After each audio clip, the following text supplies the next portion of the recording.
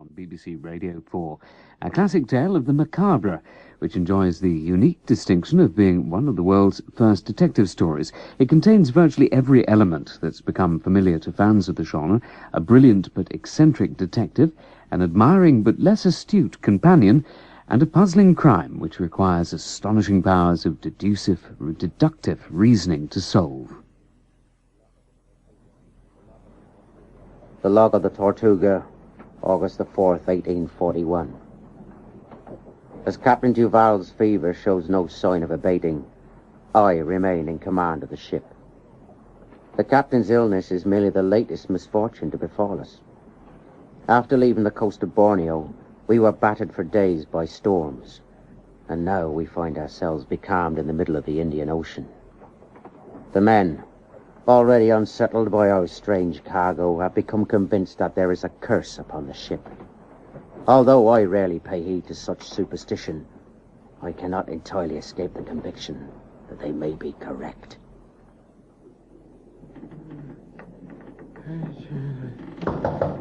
Captain Duval! It's Jacques, sir. Jacques? The ship has started moving again. Oh, I thought you should know. You're a good man, Jacques. I shan't see the end of our voyage. Oh, nonsense. How is our friend down in the hold? He grows more savage by the day. He attacked one of the men this morning. Why did I do it, Jacques? Why did I bring him on board? You thought you could make money from him, sir. He's your responsibility now. You must decide what to do with him. Yes, sir. You cross yourself, Jacques. You're frightened, I see. In all candor, sir, I'm frightened to death. It's the devil himself we're taking to France.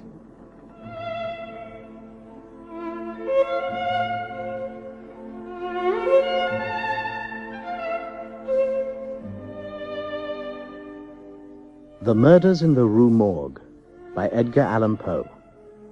Dramatized by Stephen Sheridan.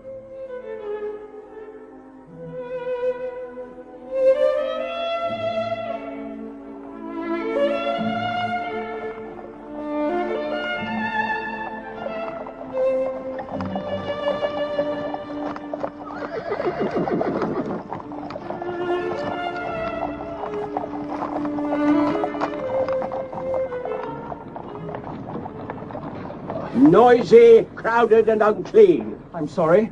Every time I visit Paris, the more disagreeable it seems. Oh, perhaps you should stay at home. I only wish I could, but sadly I'm obliged to earn a living. Personally, I consider Paris the most beautiful city on earth. Ah, that's because you see it through the eyes of a young man. It's because I see it through the eyes of an artist. Oh? I'm a painter, sir. Or at least I hope to be when I finish my studies. Oh, you should have said so earlier. I hadn't realized that I was sharing a coach with someone special. Oh, now you're making fun of me. No, far from it. As a mere businessman, I have always held artists in the highest regard. Oh, my father's a businessman. I wish he was of your opinion. There, I see we've almost reached the coach house. Perhaps you'll allow me to buy you a meal. That's uncommonly generous of you, sir. Well, I'm afraid I shall be spending the next few days dining with lawyers and stockbrokers. Oh. Sharing a meal with a man of culture would be a rare and unexpected privilege.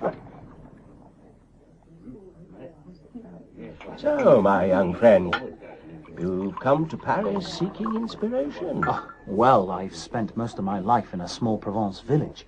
It's very agreeable in its way, but I've grown tired of having nothing to sketch but trees and fields. Have you decided where you'll be staying? My father has granted me a small allowance. I shall probably rent a room at a local inn. Oh, I doubt if you'll find such an environment conducive to artistic endeavor. Perhaps you'll permit me to do you another favor. Oh, really, Monsieur Moreau, you've been more than generous already. I have a friend who owns a house in the Rue du Nord de Saint-Germain. He's a chevalier, no less, the son of one of the most illustrious families in France. Oh? Unfortunately, a series of calamities have rendered him all but destitute. Accordingly, he's obliged from time to time to take in lodgers. His situation must be desperate indeed. He's a strange man in many ways, but he possesses a rare and brilliant intellect. I've a feeling you'll like him. Lodging with a chevalier. It's an intriguing suggestion. If you take my advice, you'll visit him at once. Paris offers few experiences more extraordinary than residing with Auguste Dupin.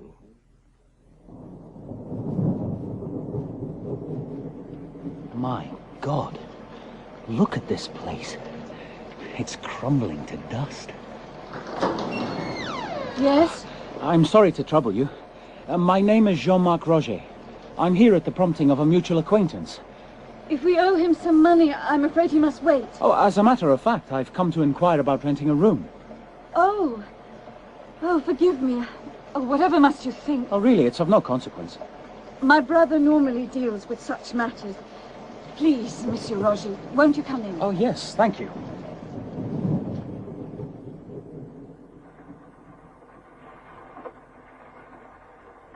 Dry and warm. Save up for a new barometer. Who is it? Elaine, Auguste. There's a young gentleman to see you. Monsieur? A young gentleman with a crooked collar.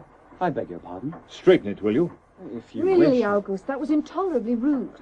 My sister often despairs of my behavior, I'm afraid, but I have a positive mania for order and neatness. Monsieur Roger has just arrived in Paris. He's looking for a room. Oh. Don't pull a face. We must have some money. Our creditors are becoming impatient.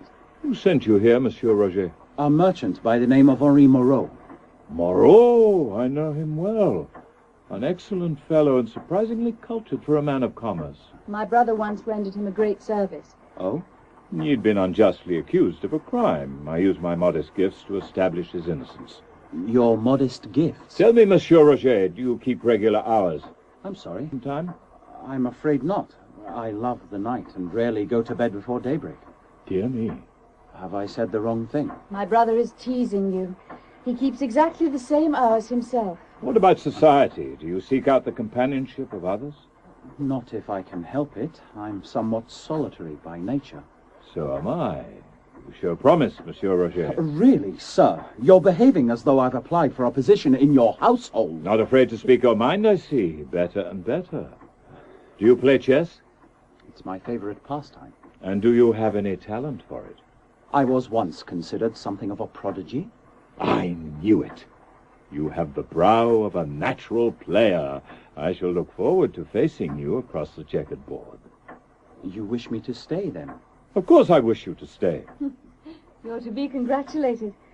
My brother is rarely so enthusiastic about new lodgers. I must warn you, I'm far from wealthy. We can work out the details of your rent later, Monsieur Roger. Hélène will show you to your room. Thank you.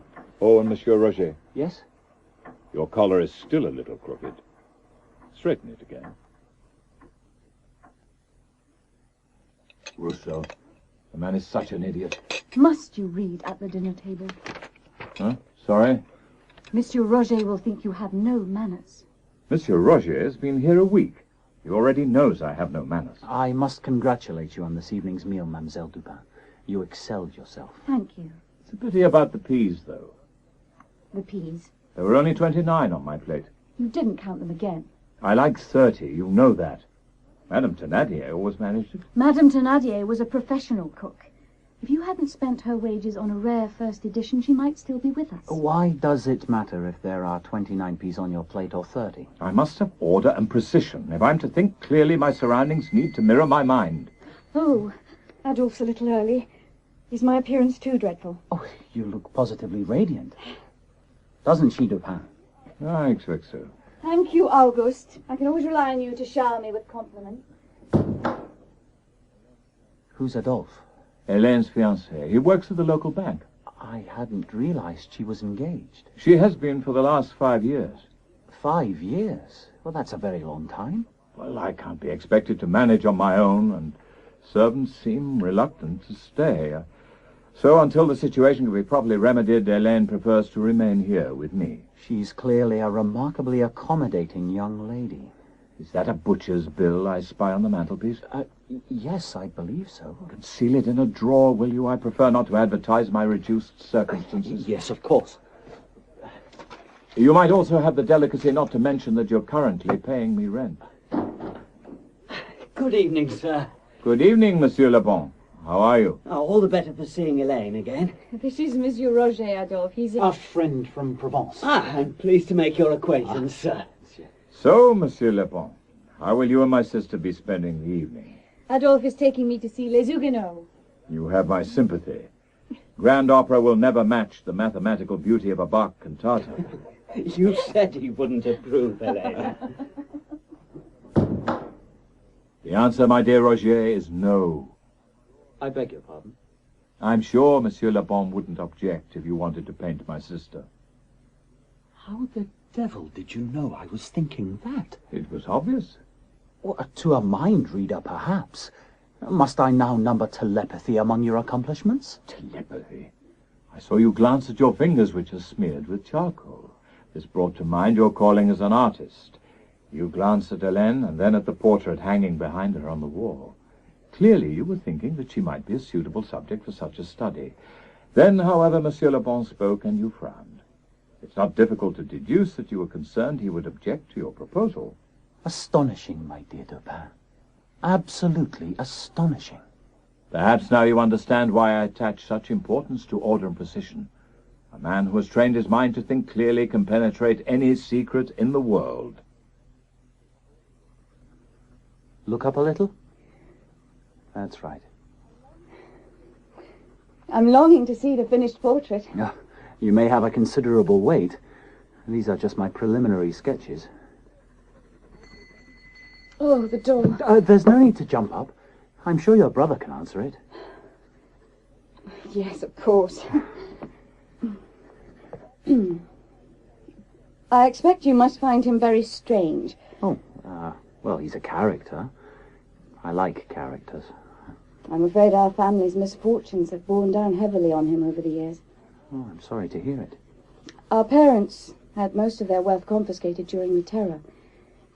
When Auguste lost the rest in speculation, he seemed to give up on life. That's a great pity. He's clearly a man of exceptional talent. He became terrified of further calamities befalling us.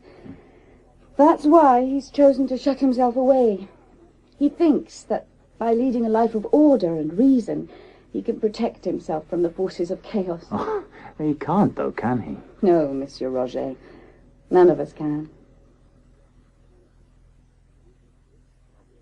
An intriguing business, my dear Jourdain. Most intriguing. There you are, Dupin. I thought you might like to see my sketches of Hélène. Oh, forgive me. I hadn't realized that you had company. Come in, Roger. I'd like you to meet Inspector Jourdain. How do you do, sir? Monsieur. The inspector is one of the Sûreté's most gifted officers. Faint praise, I know, but praise nonetheless. I trust that nothing untoward has happened. Far from it, sir. I occasionally come to the Chevalier with especially strange or perplexing cases. Oh. He possesses a rare talent for deduction. So I've observed. The inspector has brought me an especially delicate matter this evening. A letter has been stolen from a member of the royal household. Really, Dupin? I told you that in confidence. We can talk freely in front of Roger. His discretion is legendary. I trust that that's correct. Do you have any ideas to the identity of the thief? Only one man would dare perpetrate such a crime. Ducol, the Minister of the Interior. I was at school with him. He used to cheat at marbles, as I recall. If the contents of the letter should become known, a terrible scandal would ensue.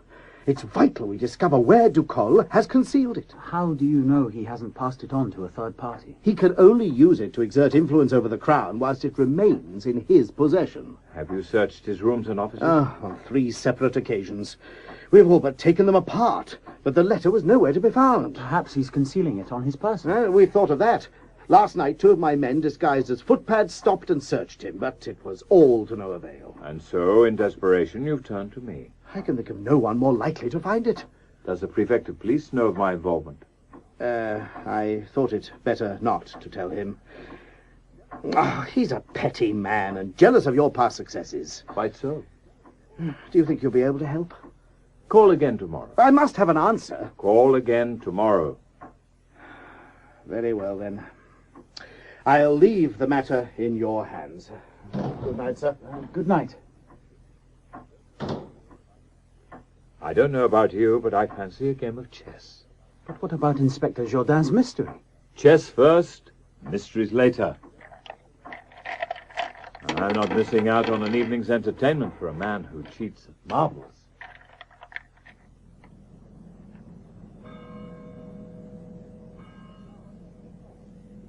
You're sure it's all there? You needn't concern yourself, dear lady. I counted it personally. Who is it?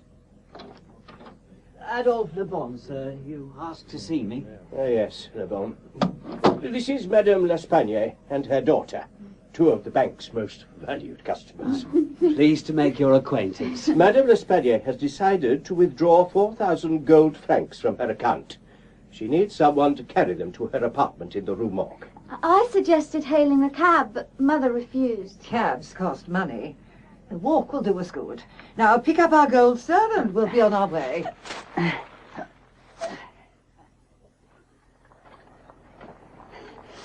I don't think I've ever visited this part of the city before. Oh, I hate the neighborhood. There are fights and disturbances almost every night. Surely you could afford to move to somewhere a little more fashionable. But that's why I keep telling Mother, but she won't part with a sou. What's that? What are you saying? Nothing, Mother. Oh, this is where we live.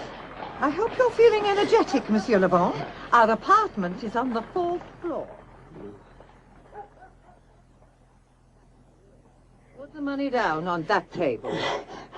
I hadn't realized that 4,000 francs were quite so heavy. Must be exhausted. May I offer you a drink? Oh, no water. You can't have spirits. A glass of water would be very acceptable. See who that is, Camille. Yes, Mother. I thought I heard you come in. Where's my rent? What's that? It was due up on the 1st. Why haven't I been paid? I'm a poor old woman. I need more time. 1 more week. That's all you'll have. And if I don't see any money by then, you'll be out on the street. Oh, Mother. What was the point of that? You're far too eager to spend my money. Waiting a week will do him no harm. I'll fetch you that water, Monsieur Le Bon. Thank you. I suppose you find my behaviour shocking. It's none of my business how you behave. That's right. It's not. You can drink your water and be on your way. Whoever set this type deserves to be flogged. Inspector Jourdain is here, Dupin. Is it my imagination, Jourdain, or is newsprint becoming smaller? I beg your pardon? If I'm to read this evening's Gazette, I shall need my spectacles. Hang the Gazette. Tell me what progress you've made. When I have my spectacles. I'll fetch them, Dupin. I don't want you to fetch them. I want the inspector to do it. Oh, for pity's sake. They're in the top drawer of my desk. That's right. I sometimes think you're the most aggravating man who ever lived. I can't find any spectacles. Look again. Just a minute. No. It's impossible. The letter. The purloined letter. I hope you'll forgive my little deception. I know you're able to resist a touch of the histrionic. This is beyond all comprehension. How did you come by it? You're a clever man, Jourdain, but you're too cunning for your own good. Ducol, on the other hand, shares my passion for simplicity. You're not making sense. It's often said that the best place to hide a tree is in a forest. Where better, then, to hide a letter than in a letter rack? A letter rack? You naturally assumed that Ducol would conceal it in some elaborate hiding place. Anticipating this, he did the exact opposite. Whilst you were carefully dismantling his furniture and searching behind his wallpaper, the letter was lying in plain view upon his desk. Astonishing. And you managed to guess all that from what Inspector Jourdain told you? I never guess, Roger. Knowing Ducol's character, it was simple to deduce what he'd done. Simple for you, perhaps. To confirm my theory, I paid the minister a visit. Sure enough, as we sat reminiscing about our school days, I spotted the letter tucked between two others. Can you believe the gall of the man? Ducol is far from hospitable, but he eventually felt obliged to offer me a small cognac. Whilst he was pouring it, I substituted the letter for a blank sheet of paper, folded in an identical manner. Poor old Ducol. Imagine his surprise when he discovers what's happened. I think we can safely anticipate that his days of high office are numbered. You've rendered your country a great service, Dupin. I can't thank you enough. Then please don't try. A small reward from the public purse, on the other hand, would be more than welcome. It's no more than you deserve, sir, but there is one problem. Oh? Before I can do anything, I shall have to persuade the prefect of police. Give Dupin a reward? I've never heard of such a thing. He did recover the letter, sir. That was merely a lucky guess. I'd already deduced for myself where the letter was hidden. Had you, sir? You kept quiet about that. I'm not sure I care for your tongue, Jordan. I'm only thinking of your reputation. That's very good of you, sir. If the royal household discover that you discuss their secrets with a member of the public, you'll be ruined. That's as may be, sir, but I'm not comfortable about taking credit for solving the case. Then I'm inclined to agree with you. It might be best for all concerned if I say I recovered the letter. You, sir? I am the prefect of police, Jordan. It's not inconceivable that I'm still capable of solving the occasional case. If you say so, sir. All that anyone need know is that I saved the day after careful investigation of the facts. The name of Dupin is not to be associated in any way with the matter. And under no circumstances whatsoever is he to be given a reward. Dupin, are you in there? Come in, Roger. I wanted to tell you how impressed I was by your work this evening. It was a minor victory against the forces of anarchy and disorder, but the battle can never truly be won. You seem a trifle somber. We're reasoning creatures, Roger. We think we can guard against misfortune, but we're mistaken. We can no more control our lives than we can prevent the sun going down. And who knows what terrors may visit us during the night. You're not counting your money again. That bank manager didn't look entirely trustworthy. You can't be too careful, Camille. If you don't intend spending it, I don't see why you bothered withdrawing it in the first place. Banks can collapse, my girl. I shall sleep more soundly knowing that it's close by. Shh. What is it? I thought I heard something. My God, robbers. Quickly, girl. Check the other room. Come on! Open up! All right. I'm just coming.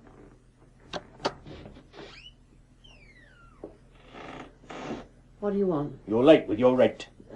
It's gone midnight. You're never in when I call earlier. Look, I haven't been making much at my shop just lately. Oh, excuses, excuses. You're worse than Madame L'Espagne. You must give me more time. No, was ever a man cursed with more selfish tenants? You won't be happy until you ruin me. What the devil was that? It came from Madame L'Espagne's room. Oh, sweet mother of God. What's happening up there? Madame L'Espagne! Are you in there? Madame L'Espagne! Are you all right? We'll have to break down the door. We'll do no such thing. I have a key.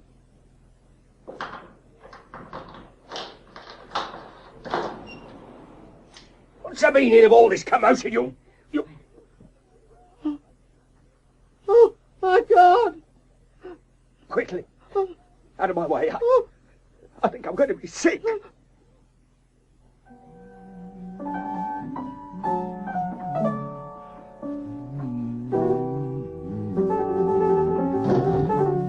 Dupin! Dupin! Have you seen this morning's Gazette? Oh, it's no use trying to talk to Auguste when he's communing with Bach. I haven't been practicing as assiduously as I should. My playing has become a little mechanical. Forgive me, but a crime has occurred that you may find of interest. Crimes are perpetrated every day. I can't concern myself with all of them. I'd like to hear the details. Oh, thank you, Mademoiselle Dupin. And I'd like to hear them in silence. Really, Allan, almost crushed my fingers. Oh, what does the Gazette say? Horrific events in the Rue Morgue. At a little after midnight, the inhabitants of a lodging house in the Rue Morgue were awakened by a series of terrible cries. Upon investigation, it was discovered that the screams were emanating from an apartment occupied by a Madame L'Espanaye and her daughter, Camille. So far, so conventional. The landlord of the building, upon entering the apartment, was greeted by a terrible sight. The furniture was in a state of the wildest disarray, and upon the floor there lay a razor and several tresses of thick grey hair. Tresses of hair, a colourful touch. Most shocking of all, the walls, floor, and even the ceiling were spattered with vast quantities of fresh human blood. Oh, how dreadful. Strange to relate, however, despite the apparent violence done to them, no trace of either Madame L'Espanaye or her daughter has yet to be found. No bodies? How curious. Does the Gazette say who's been appointed to investigate the matter? Yes. It's our old friend, Inspector Jourdain. An excellent man in his way. You were quite right, though, Roger. The case does interest me. Thank you, Dupin. The next edition of the Gazette is published at noon. I should like to hear if it contains any further details. Until then, however... Yes? I propose returning to Bach.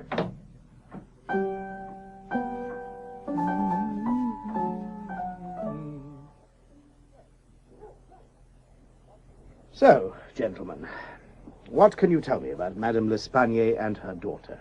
Well, they were both very quiet, almost recluses, in fact. Mm-hmm. And they claim to have no money. No money? Look at all these gold coins scattered about the floor. Can you think of anyone who may have wished to harm them? The devil must have come for them, sir. It's the only explanation. I'm hoping there's a less fanciful solution. Oh, can you think of anything you've forgotten to tell me? But we did hear a voice, sir, as we were coming up the stairs. Oh? It was very low and strange, and it wasn't speaking French. Ah. I think it may have been Dutch. Dutch? Or possibly German. Yeah, German. It was definitely German. I see. German, indeed. It wasn't German. It was Russian. I'd recognise that accent anywhere. Dutch, German, Russian. You're not being of much help. Well, we're doing our best, Inspector. We are still both trembling with fear. Would you mind putting out that pipe, sir? Oh, forgive me. And what have you done with the match? Well, I've thrown it into the grate. Pick it up, will you? We can't have you contaminating the scene of the crime. When do you think you'll be finished? I shall have to advertise for a new tenant. Well, what's the matter? The chimney! Eh? Oh, my God! Camille!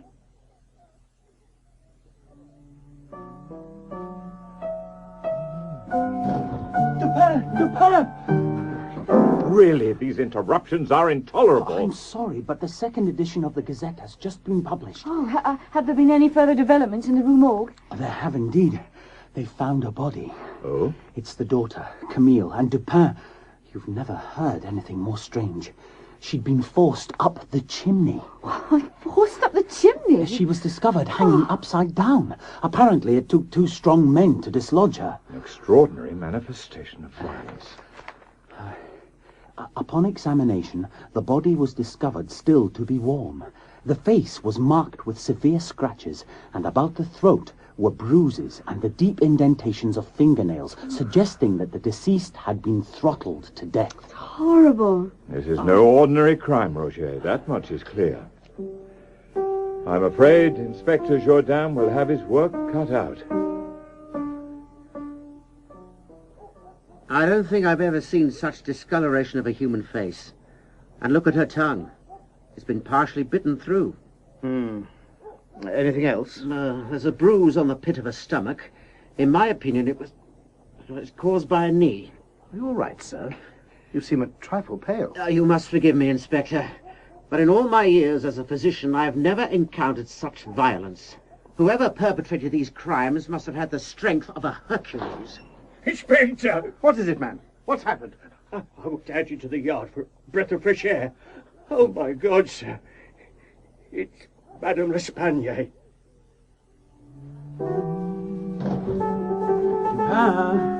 Roger, am I to be allowed to play in peace, or has the final edition of the Gazette been published? I have it in my hand. Very well, then. ruin another recital. Oh, stop pretending you're angry, Auguste. You know you're as anxious to learn what's happened as I am. It seems they've discovered the body of Madame L'Espanaye. I'm relieved to hear it. There's nothing more untidy than a crime with a missing element. Apparently she was found in the backyard. Her throat had been so thoroughly cut that when she was lifted, her head all but came off. Oh, this crime grows more macabre by the hour. Have the authorities been able to ascertain the motive for the killings? Well, according to the Gazette, they're still in the dark. I doubt if Inspector Jourdain will be able to enlighten them. He's an able enough man in his way, but I fear a crime that is quite so grotesque will prove beyond him. I suppose you'd be able to solve it in 10 minutes. I wouldn't dream of making so immodest a claim. Oh? I'd expect it to take me at least 15. Well? I'm sorry? Do you intend to offer the inspector your services? He knows where I live. On the whole, however, I'd rather he chose not to involve me. Why ever not? Solving the occasional puzzle is an amusing diversion, but doing it often requires energy. And energy, my dear Roger, is the one quality I lack. Madness. Madness. Where's the sense of it? Ah, Jourdain. Here you are. Good evening, sir. Don't you stand up when the prefect of police enters the room? Forgive me, sir. I've been awake since dawn. Have you seen the newspapers? They contain nothing but details of the crimes in the Rue Morgue. I know, sir. They're fanning the flames of public panic. That's why it's vital we make an arrest. Any delay could be highly damaging to my reputation. I'm doing my best, sir, but the evidence makes no sense. I don't want excuses, Jourdain. I want results. Have you managed to ascertain how the murderer left the scene of the crime? He couldn't have used the door, sir. Otherwise he would have passed the landlord on the stairs. He must have climbed through the window, then. I'm afraid not, sir. The windows had all been nailed shut. And anyway, Madame L'Espanaye's apartment is on the 4th floor. I take it you've checked for secret passages and trapdoors. Yes, sir. There were none to be discovered. This is absurd. There must be an explanation. You're not going home till you've found it. But, sir, I'm exhausted. You're not working alone. I shall be giving the matter due consideration whilst I'm dining with my wife. That's very inspiring, sir. But I wonder if we might benefit from some additional assistance. Oh? Well, there is someone who specializes in these types of crime.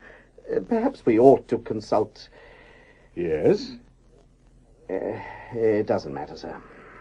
I hope you weren't about to suggest involving that infernal meddler Dupin. He does possess a remarkable talent for deduction, sir. I will not countenance involving that man in any more police investigations. Do I make myself clear, Jourdain? Yes, sir. Perfectly clear. Good. Now get back to work and come up with a solution. I'll do my best, sir. You will not do your best, Jourdain. You will succeed. If you haven't made an arrest by this time tomorrow, I give you my word you'll pay with your job. Your move, Roger. Just a moment. I'm thinking. You weren't about to move your bishop there. Why not? No reason. After due consideration, I've decided to move my knight instead. Very good, Roger. Very cunning. Thank you, Dupin. Checkmate. What? You must learn to defend your king. This is hopeless. I never seem to win. You mustn't despair. Your game is improving immeasurably. It's taken me almost 20 minutes to beat you this morning. Auguste! Helene, whatever's the matter? It's Adolphe. Here, come and sit down. What's happened to Adolphe? He's been arrested. Arrested? On what charge? It's madness, absolute madness. They're saying he committed the murders in the Rue Morgue. I'm sorry, sir, but I'm not convinced he's guilty. You allow yourself to doubt too much, Jourdain. That's always been your greatest failing. Yes, sir. I, on the other hand, know how to act decisively. That's why I'm the prefect of police, and you're still a lowly inspector. Excuse me, sir. What is it, Bernardier? I'm sorry to disturb you, but there's a gentleman here to see you. Oh? Do you mind if I sit down? Dupin. It's a considerable walk to your office, and I'm more than a little weary. Thank you, Bernardier. That will be all. Oh, very good, sir. What do you want, Dupin? I'm an extremely busy man. I'd like to know who authorized the arrest of Adolphe Le Bon. As Jourdan seemed unable to act, I did. I thought as much. You know, of course, that he's entirely innocent. I know nothing of the sort. Le Bon had an obvious motive. Oh? He delivered 4,000 gold francs to Madame L'Espagne's apartment. Clearly he returned later that night, hoping to steal them. And when he was interrupted, I suppose he turned to violence. Precisely. Le Bon is a far from athletic young man. Do you really think he has the strength to perpetrate two such brutal murders? I've already pointed that out to the prefect, sir. He maintains, however, that a frightened man is capable of almost anything. Have you managed to ascertain how he was able to escape from the apartment? That remains a mystery at present. I have no doubt, however, that it will become clear during his trial. You must realize how little evidence you have against him. If you try to prosecute, you'll be laughed out of court. And what would you have me do? Let him go without charge? I doubt if you're capable of anything quite so reasonable. But you might consider releasing him into my custody. Why are you so interested in him, Dupin? He's engaged to my sister. Huh? And you expect me to release him into your custody? You must think I'm a fool. I try not to fly in the face of public opinion. Get out. As the Chevalier is here, sir, perhaps we might allow him to view the scene of the crime? What on earth do you imagine this impudent mountebank will be able to tell you? He possesses a rare talent for observation, sir. He's a member of the public, Jourdan. I, on the other hand, am a trained detective. My powers of observation are 100 times greater than his. Oh, how many stairs lead up to your office? I beg your pardon? You must have climbed them 1,000 times. How many are there? Fetch a couple of officers, Jourdan. I want this popinjay thrown from the building. There's no need for violence. I'm more than capable of leaving without assistance. Then kindly do so. I hope you'll remember this conversation when you're being pilloried in the newspapers. I certainly shall. Oh, and by the way... What? Exactly 12 stairs lead up to your office. A satisfyingly even number. So, Dupin, what do you intend to do next? Pour myself a glass of wine. I'm exhausted. You can't leave poor Adolphe languishing in prison. What do you expect me to do? Apprehend the murderer myself? Well, why not? You're more than capable of it. Be reasonable, Helene. I should have married years ago, but I let you convince me you couldn't manage alone. You might at least repay me by trying to help. I can't run around Paris looking for clues. I don't have the energy. Oh, you don't have the energy. God, you're pathetic. Please, Helene, you're embarrassing Roger. You could do anything if you set your mind to it. But you've chosen to idle away your life, shut off from the world. I thank God our parents aren't alive to see it. Helene, come back. They'd be ashamed, Auguste. Ashamed at what you've become. I'm sorry, Dupin. I'm sure she didn't mean it. But what if she did, Roger? What if she's right? Oh, she's upset. It's only to be expected. I sought to make my life calm and orderly by avoiding all engagement. Is it possible I've squandered it instead? Excuse me, Dupin. Inspector Jourdan. I hope I'm not interrupting. Your sister let me in. I'm sorry. Are you all right, Dupin? I'm fine, Inspector. Absolutely fine. I could lose my job for this, but I won't see an innocent man go to the scaffold. There's a carriage outside. I think it's time I took you to the Rue Morgue. Oh, we must start at the beginning, Inspector Jourdan. Tell me about the voice heard emanating from Madame L'Espagne's apartment. There's not a great deal to say. We haven't even been able to ascertain what language it was speaking. The landlord and his tenant weren't able to make out a single recognizable word? No, sir. Would you find that peculiar? Peculiar? No matter what language the voice was speaking, it should have been possible to distinguish at least one or two words. You find that significant, do you? Yes, Roger. I find it very significant indeed. Here we are, gentlemen. The Rue Morgue. What a god-forsaken neighborhood. Which is Madame L'Espagne's apartment? She lived right up there, on the 4th floor. Hello, what's this at the bottom of the drain pipe? A length of ribbon. Perhaps it belonged to one of the victims. I think not. Unless I'm mistaken, this was used by a sailor to tie back his pigtail. How on earth did you deduce that? It smells of the sea, and it has a very distinctive knot of the kind most commonly used by mariners. Do you mind if I keep it? Be my guest. Well, come along then. Shall we go in? Oh, very energetic this evening, Dupin. I didn't think I'd ever seen you so lively. I spent too much of my life shut away from the world. My sister has shown me that. From now on, I have a new watchword. Action, my dear Jourdain. Action! Here we are, gentlemen. This is where it happened. Dear God, the whole room reeks of death. It's been left more or less as we found it. Madame L'Espagnol's gold coins were scattered about the floor, I believe. That's right, sir. If Adolphe Lebon intended to steal them, I doubt if he'd have left them behind. Well, that's all very well and good, Dupin, but if the killer didn't want money, what was his motive? It's impossible to say. I suggest, therefore, that we forget about it. Forget about the motive? You're familiar with the principle of Occam's razor? I've heard of it. If we're to reason clearly, we must cut away all extraneous matter. The killer's motive is irrelevant. He's no doubt left behind more than enough clues to enable us to identify him. I'd be glad if you could at least discover how he was able to escape from the room. He clearly couldn't have used the door. He would have been discovered on the stairway, and anyway, I believe the door had been locked from the inside. Correct. There are no secret passages or tunnels leading from the room. Therefore, by a process of elimination, we can deduce that he must have used one of the windows. But, Dupin, the windows were all nailed shut. If that were the case, the killer would have had to vanish into thin air. Clearly, that's impossible. Therefore, the windows must only appear to have been nailed shut. Shall we examine them? Oh, please. I've seen this kind of window before. The sash contains a hidden spring that automatically fastens it.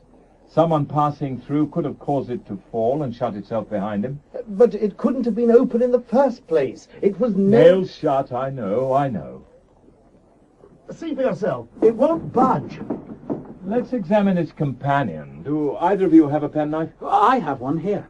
Thank you, Roger.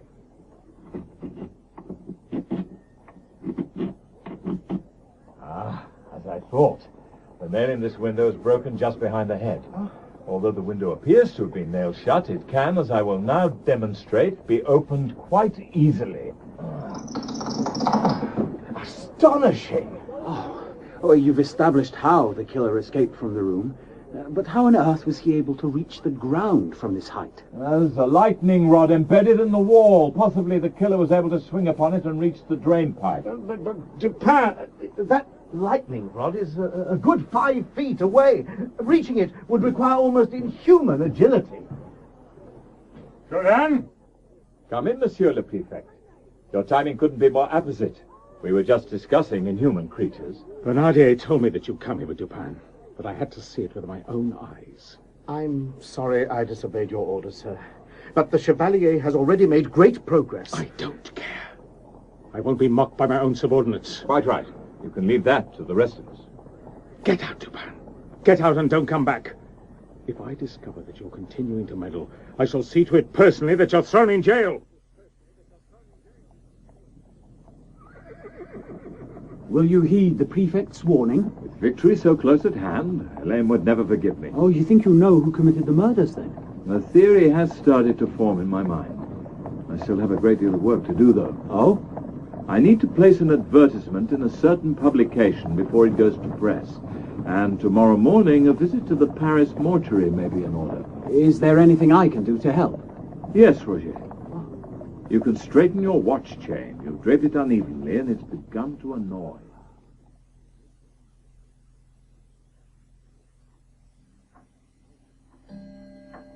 Good evening, Dupin. Roger, come in. I trust you found your visit to the mortuary instructive. I can't remember when I last spent a more agreeable morning. The dead are such relaxing company. Are you searching for something? A book by Georges Cuvier. I'm sure I have a copy on my shelves. Perhaps I can help. It's all right. I found it. Oh. An anthropological study of the East Indies. Clearly a gripping read. We must make haste. I'm expecting a guest. Oh? See what you make of this. What is it? A sketch of the finger marks found around Camille L'Espagnol's throat. I lack your artistic flair, but I've done my best. Is this sketch to scale? As near as I could make it. Well, good God, Dupin.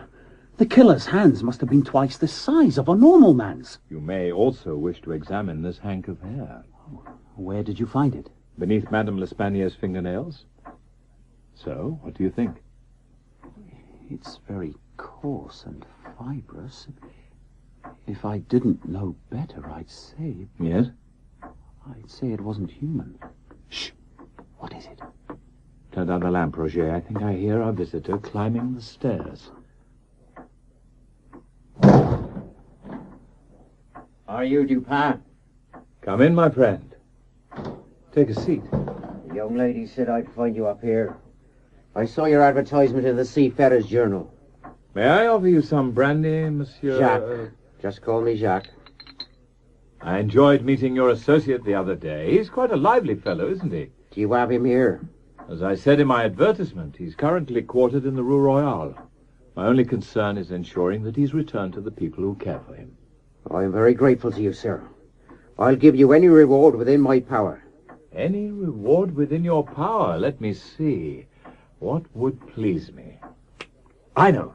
You can tell me all about your part in the murders in the Rue Morgue. What's this? Some sort of trick? Dupin, watch out! Put away your knife, Jacques. We know you're innocent. But if we're to help you, we must hear the truth. All right, sir. I'll tell you. In all candor, it's been weighing heavily on my conscience. This associate Dupin mentioned, is he the murderer? Yes, sir.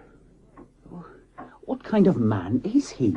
An escaped lunatic? Dear Roger, have you yet to deduce the truth? The killer isn't a man at all. I beg your pardon. The killer's gruff, inarticulate voice, his strength, his agility, the size of his hands, the coarseness of his hair, even his apparent lack of motive. All these clues point in the same direction. The killer isn't a man, he is an animal. An animal? I guess would be one of the great apes of the East Indies, am I correct? Yes, sir. In every detail. Here, Cuvier has a drawing of one. I thought these creatures possessed a peaceable nature. This one didn't, sir. He was a brute. No doubt he suffered great provocation. Start your story at the beginning, my friend. Where did you find him? In Borneo, sir. I was the first mate on a cargo ship called the Tortuga. Did you visit Borneo with the express purpose of capturing an ape? No, sir. It was a whim of the captain's. When he saw the creature and its mate, he thought he could make money from them as novelties. The ape had a mate? Oh, yes, sir. But she died before we could bring her aboard. I don't think her companion ever forgave us. Oh, I'm not surprised. Oh, but he was a monster, sir. Vicious and cruel. Some of us thought he was the very devil himself. A pleasingly fanciful notion. I'm not so sure, sir. He seemed to bring bad luck with him. The ship was beset with problems, and 3 days before we reached home, the captain died of fever. What did you do when you returned to France? I brought the ape to Paris, sir. I thought I could sell him to a circus or fairground. Where on earth did you keep him? I have a couple of rooms in the Rue de Richelieu. I put some straw down in a large cupboard and I housed him in there. It'll be a great relief to unburden myself. The dreadful events began at a little after 11. I was returning early from a party organised by some of my shipmates. Entering my rooms, I was horrified to discover that the ape had broken out of his cupboard. My God! He'd often seen me shave and was standing before my mirror in crude imitation, his face lathered up and a cutthroat razor in his hand.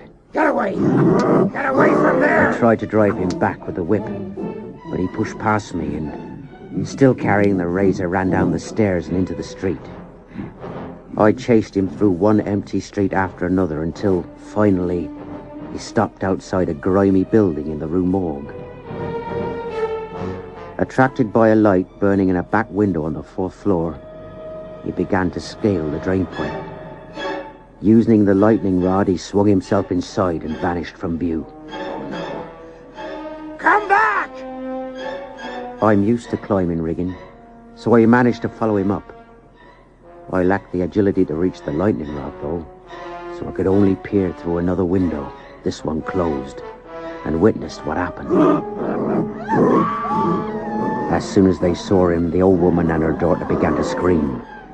This seemed to inflame him, and seizing the old woman by her hair, he cut her throat with the razor. The smell of blood excited him. He picked the old woman up and hurled her through the window into the yard below. He then turned his attention to the daughter. Seizing her by the throat, he began to throttle her.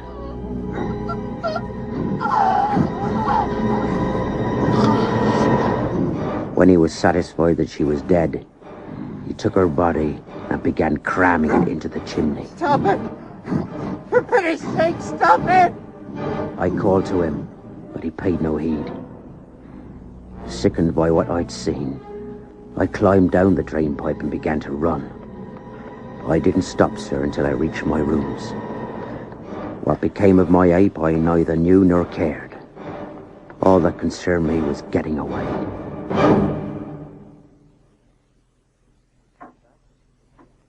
Fascinating narrative. You've acted with great stupidity, but you're clearly innocent of these terrible crimes. Thank you, sir. I'm afraid my advertisement wasn't entirely accurate, however.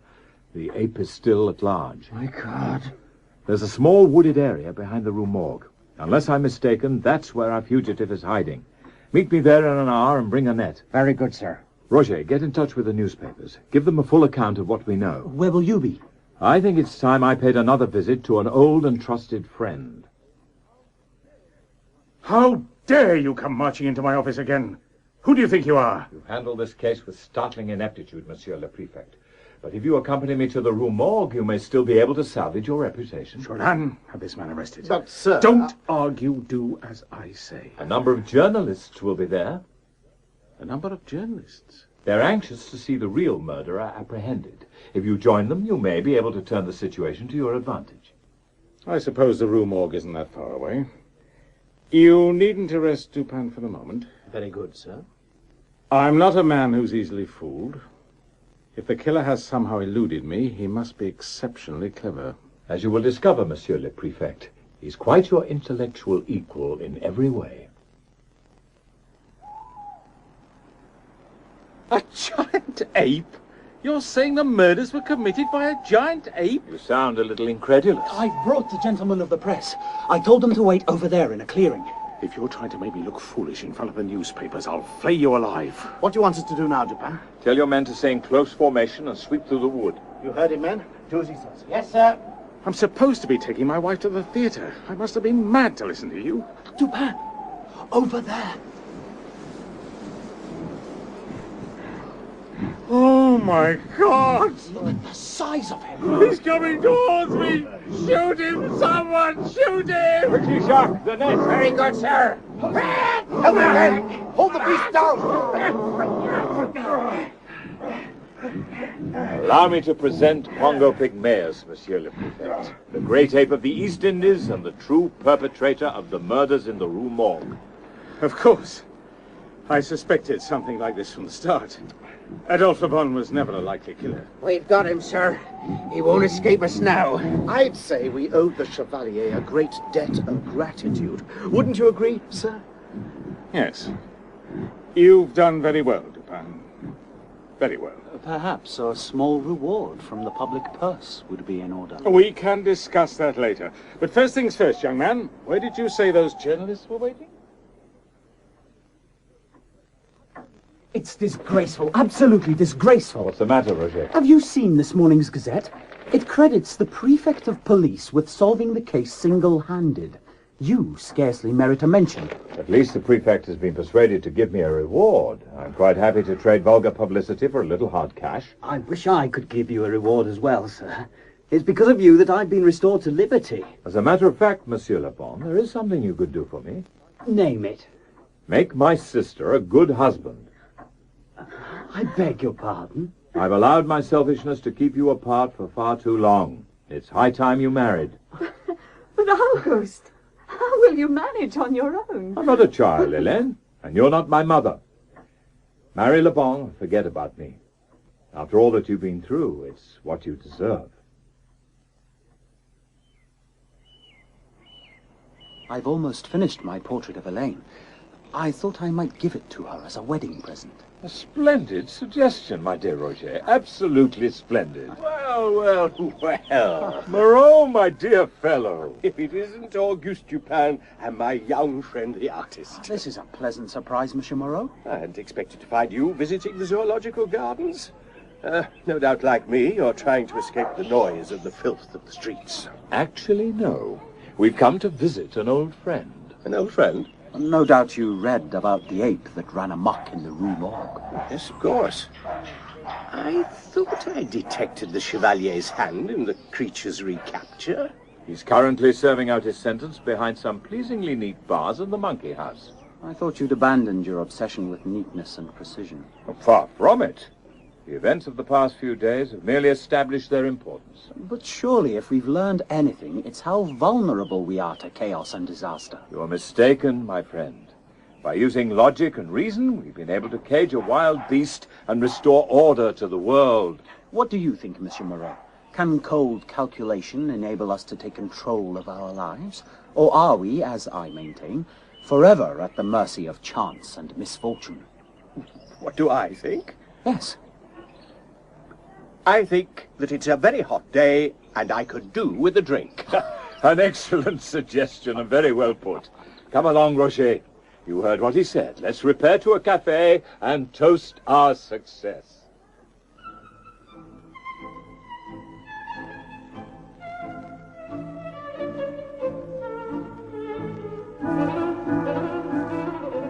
In The Murders in the Rue Morgue by Edgar Allan Poe, dramatized by Stephen Sheridan, Malcolm Tierney was Dupin.